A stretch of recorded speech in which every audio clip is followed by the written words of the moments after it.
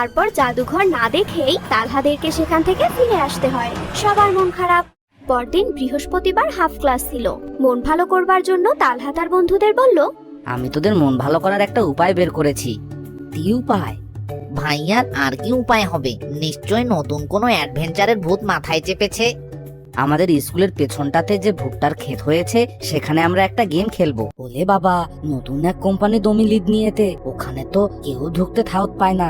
ইয়া লম্বা লম্বা গাছ, আর ক্ষেতটাও কত বড়।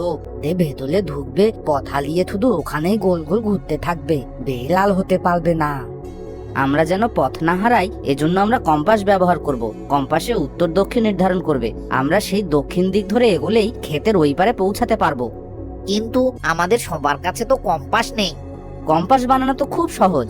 একটা চুম্বককে সুতা দিয়ে বেঁধে ঝুলিয়ে দিলেই সে উত্তর দক্ষিণ দিক হয়ে যাবে। এরপর তারা দুজন দুজন করে 3টি দলে ভাগ হলো। এরপর চুম্বক ও সুতা নিয়ে কম্পাস বানিয়ে তাদের গেম শুরু করলো। বন্ধুরা, পরের পার্ট দেখতে হলে ভিডিওটিতে লাইক করে চ্যানেলটি সাবস্ক্রাইব করে দাও।